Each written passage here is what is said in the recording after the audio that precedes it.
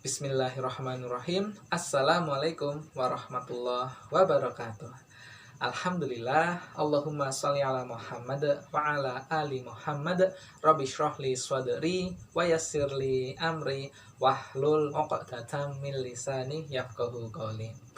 Ahlan wa sahlan fi majlisina. Insyaallah kita semua akan belajar tentang kisah nubuat dari Nabi Sallallahu Alaihi Wasallam. Kita telah memasuki kisah yang ke-28 ya. Seperti biasa, Ustadz Rizky akan berkisah dari sebuah buku ya. Buku berjudul Kisah-Kisah Nubuat dari Nabi Sallallahu Alaihi Wasallam. Kisah kali ini berkisah tentang awan yang menurunkan hujan di kebun fulan. Nah, anak-anak yang dirahmati Allah Subhanahu wa Ta'ala, kejadiannya ada seorang laki-laki yang berdiri di tengah sawah. Pada siang hari yang panas ya, banyak awan yang bergerak di sana. Laki-laki tersebut mendengar sebuah suara. Suara yang ia dengar adalah, "Siramilah hujan di kebun fulan." Dia mendengar suara, "Siramilah hujan di kebun fulan." Setelah diperhatikan dengan seksama, ternyata suara itu berasal dari tempat di mana tempat itu ada di awan.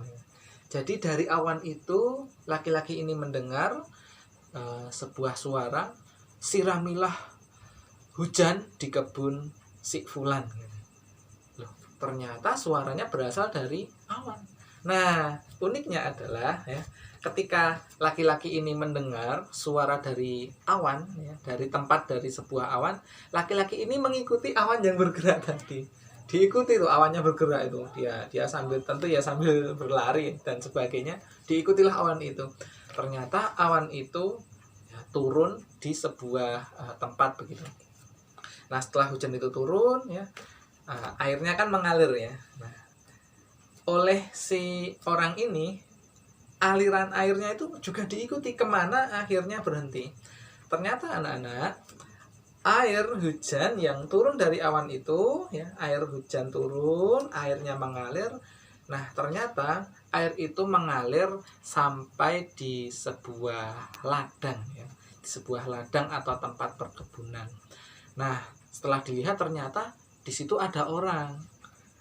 Lalu ada orang lain maksudnya ya. Lalu orang yang mendengar suara dari awan tadi bertanya kepada orang yang memiliki kebun tersebut. Orang ini bertanya, "Wahai Bapak,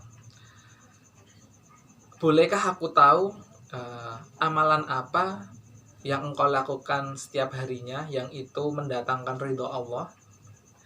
Lalu orang yang ditanya ini menjawab, "Maaf, kenapa Anda bertanya seperti itu ke saya?" Nah, lalu orang ini menjawab, "Begini Bapak, tadi itu saya mendengar ya, di awan ada yang mengatakan, 'Siramilah ya, hujan di kebun fulan.' Nah, aku mendengar nama yang aku dengar dari awan tadi sama seperti nama Anda. Sama seperti nama Anda." Nah, tentu ini setelah kenalan ya. Lalu orang si fulan ini menjawab, "Oh, itu aku kalau beramal sesuai dengan kemampuanku. Aku beramal dengan ladangku ini. Ketika ladangku ini sudah panen, aku akan membagi hasil panennya menjadi 3 bagian ya. Ya, ini biar memudahkan begitu ya. Katakanlah orang ini sudah menjual hasil panennya, lalu dia mendapatkan harta begitu. Hartanya ada 3 ya, karena biar memudahkan anak-anak dalam memahami. Nah, hartaku ini yang aku dapat dari panen ini ya, sepertiganya aku serahkan kepada fakir miskin, orang-orang yang tidak mampu. Nah, sepertiganya lagi aku berikan kepada keluargaku. Nah, sepertiganya lagi aku pakai untuk bercocok tanam. Begitulah caraku membagi 3 hartaku dari hasil panen ini. Nah, ternyata anak-anak yang dimuliakan Allah Subhanahu wa Ta'ala, yang dilakukan oleh orang ini dengan membagi 3 hartanya, sepertiga ya, sepertiga untuk orang fakir miskin, sepertiga untuk keluarganya, dan sepertiga sisanya adalah untuk digunakan bercocok tanam lagi. Hal ini mengundang mendapatkan ridho dari Allah Subhanahu wa Ta'ala. Nah, kita tahu bahwa ini diridhoi Allah karena yang menceritakan adalah Nabi Muhammad Shallallahu Alaihi Wasallam. Nah, kisah ini mengandung hikmah yang sangat luar biasa, anak-anak. Setidaknya dari kisah ini kita belajar hikmah yang pertama adalah ternyata kalau Allah berkehendak memperlihatkan kekuasaannya, maka dia akan membuat seseorang bisa mendengarkan suara malaikat. Jadi tadi anak-anak ada yang suara yang didengar itu adalah suaranya malaikat ketika menyuruh awan-awan itu untuk mengairi hujan ya, untuk mengairi sebuah kebun dengan cara menurunkan hujan. Jadi tadi yang didengar itu adalah suara malaikat yang menyuruh awan untuk menghujani ladang seseorang. Nah, ini luar biasa anak-anak ya. Ternyata malaikat itu juga punya tugas untuk memberikan rezeki pada manusia. Jadi ada sekelompok malaikat yang Allah tugaskan untuk menurunkan hujan. Jadi ada tugasnya. Makanya kalau ada hujan ya, hujan turun, kita berdoa ya, Allahumma shayyiban nafi'an. Karena memang ada malaikat yang ditugaskan untuk menurunkan air hujan. Itu hikmah yang pertama, yaitu Allah dapat menunjukkan kekuasaannya karena Allah Maha Besar, Allah Maha Perkasa, Allah Maha Pemberi rezeki.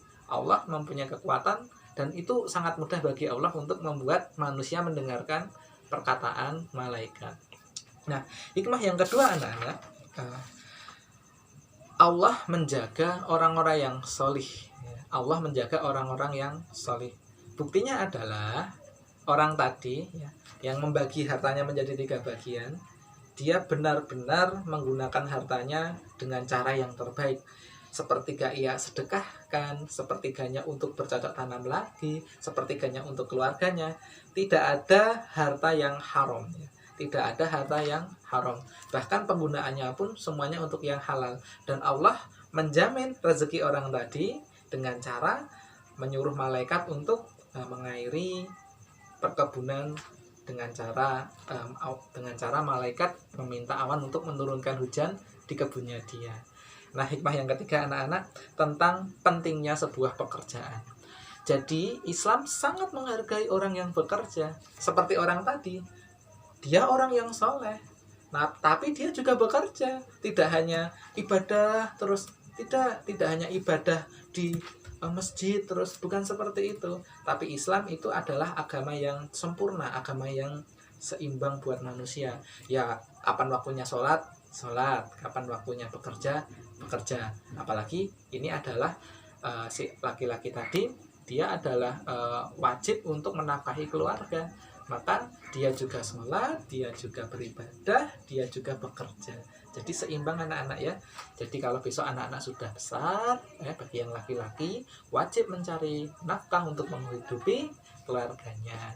Nah, anak-anak yang dimuliakan Allah Subhanahu wa Ta'ala, itulah kisah yang bisa Ustadz Rizky sampaikan buat kalian. Semoga bermanfaat. Semoga kita ya sebagai umat muslim kita dapat beribadah sebaik-baiknya, beriman setinggi-tingginya, dan bekerja dengan cerdas dan bekerja dengan keras. Semoga kisah ini membawa manfaat buat kita semua. Ada kesalahan dari Ustadz Rizky mohon dimaafkan. Ustadz akhiri, sampai jumpa lagi di kisah selanjutnya. Assalamualaikum warahmatullahi wabarakatuh.